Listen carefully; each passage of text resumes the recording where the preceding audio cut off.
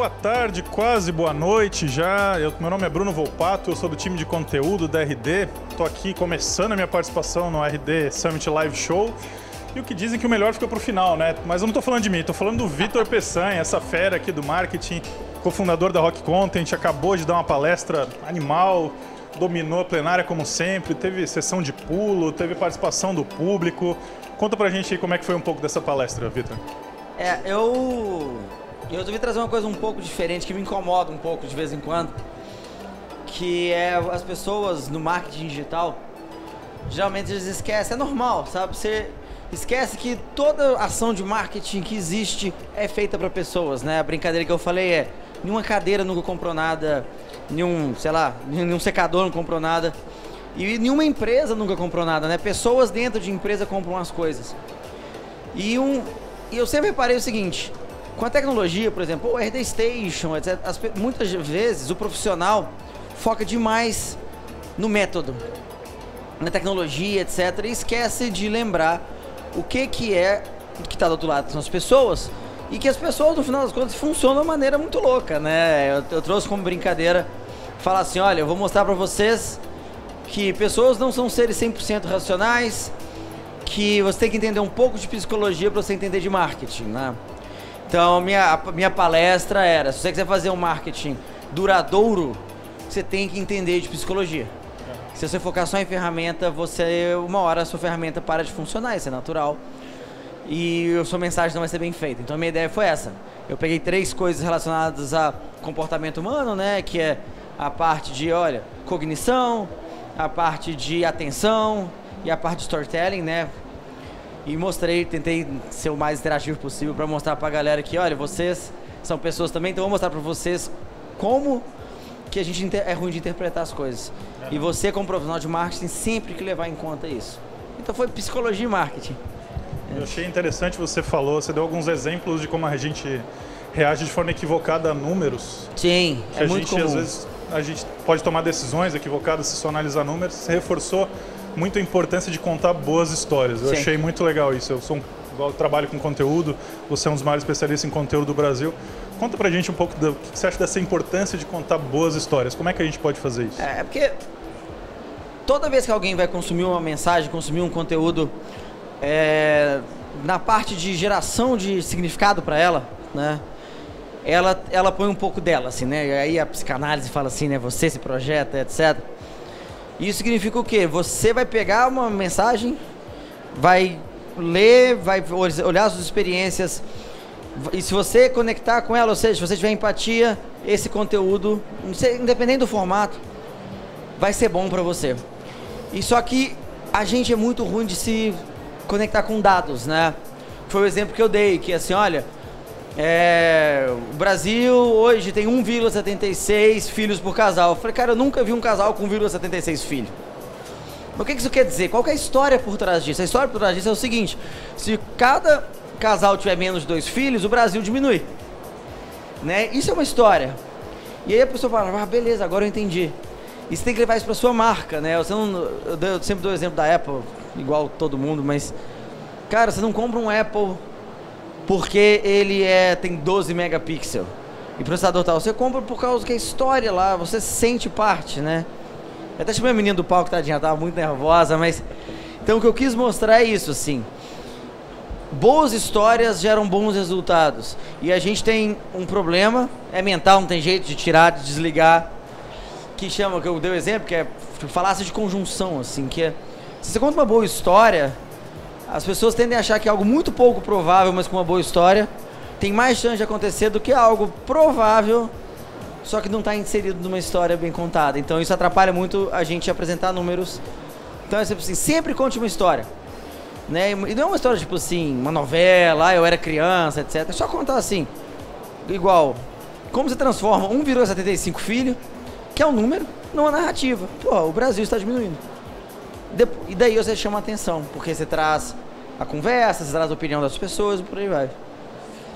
E também me chamou muita atenção que você falou, pelo menos foi o que eu captei da tua palestra, assim, a gente tem que fazer marketing para pessoas, mas a gente também tem que usar o nosso lado humano para produzir, né? Sim. Produzir campanhas, produzir texto, a gente tem que sei lá, uma autoempatia, trazer o que a gente tem de dentro para construir essas coisas. Né? Exatamente. E o principal, né? Minha palestra teve 3 partes. Eu tinha mais 2 que eu tive que cortar, senão eu ficava 3 horas falando disso. O principal, né, da empatia, que a gente como ser humano, como profissional de marketing também é gente. Então nesse quesito a gente tem que lembrar, então a gente tem que sempre estar atento e falar assim, olha, eu posso estar cometendo um erro. Né? Por isso, um dos motivos que dei a palestra é essa. Para as pessoas se atenderem que, se atentarem, desculpa, que aquilo que está acontecendo pode ser você interpretando errado. Então sim, você tem que usar de empatia.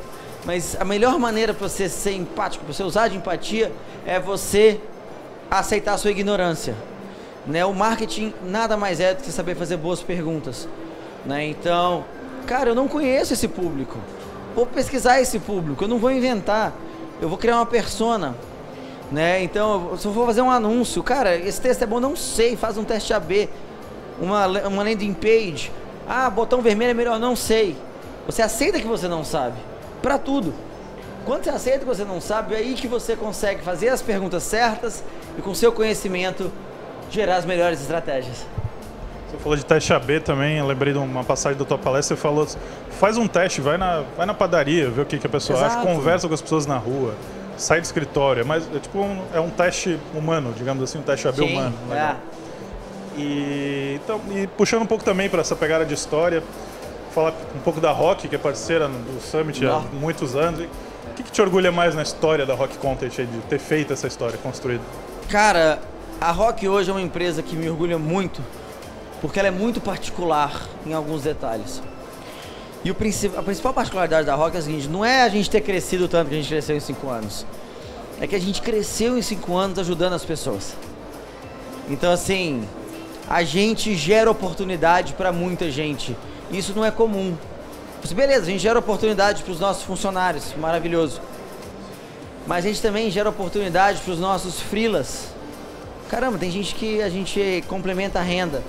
Legal demais. A gente gera oportunidade para o público, porque a gente está gerando conteúdo o tempo todo. Então, muita gente já arranjou emprego, muita gente já trocou de cargo, muita gente já se qualificou porque fez um curso da Rock Content, ou porque viu meu canal no YouTube, ou porque, cara, se certificou. A gente tem uma universidade, né, que certifica uma pessoa a cada 15 minutos. E toda semana alguém fala, Peçanha, cara, obrigado, eu arranjei emprego, eu arranjei a carreira que eu queria. Então, sim, essa particularidade da Rock de gerar oportunidades para todos os públicos, não só nossos clientes e internamente, eu acho que é a coisa que eu mais me orgulho. Né? Tanto que meu livro eu dei o título de Obrigado pelo Marketing. Que foi, a história em 2015, eu tava aqui no Summit, 2015, 10 anos atrás. Eu tava aqui no Summit e alguém virava assim, não, Peçanha, brigadão, não sei o que, sou fã. Eu falei, que legal. Porque eu tô fazendo meu trabalho, né? O meu marketing é para a empresa crescer, claro. Mas ajudando muita gente, gerando muita oportunidade, isso eu acho que é o que mais me orgulha. Ó, te mostrar aqui, inclusive chegou um tweet do André Queiroz aqui, ó. Legal. Cadê o Peçanha? Ele me motivou a voltar aos estudos. Pô, que bacana, é esse tipo de coisa. Sabe, e é isso que eu mais gosto. Muito gratificante. Isso é muito bacana. E pra frente, assim, pra onde é que a Rock Content tá olhando em termos de conteúdo, o que vem por aí? Nossa, ideias são milhares, né? Quer dizer, o conteúdo morre todo ano, aquela coisa. Cara, é o marketing, né? Eu falei nisso da palestra, o marketing não para. Então, por exemplo, a gente já tá oferecendo conteúdo de vídeo, que é novidade.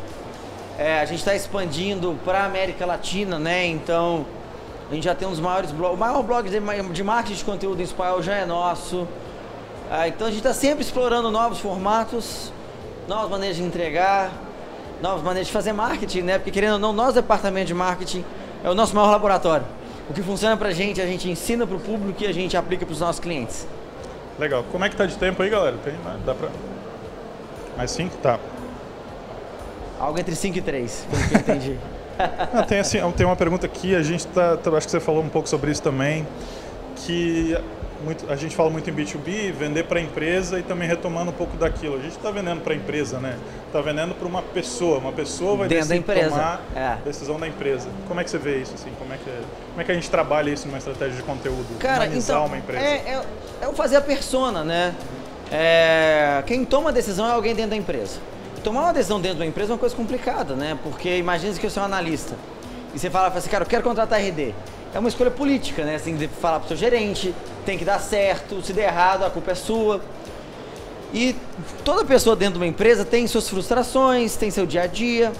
Então, numa estratégia de conteúdo, você tem que lembrar assim, uma persona não existe persona em empresa. Persona é o que a gente chama de champion, né? Você fala assim, cara, quem que vai comprar minha solução lá dentro? Cara, é o gerente comercial. Quais são as dores de um gerente comercial? Beleza, aí você começa a fazer conteúdo útil pro gerente comercial. Aí você monta todo o seu, né, todo o seu funil, todo o seu inbound.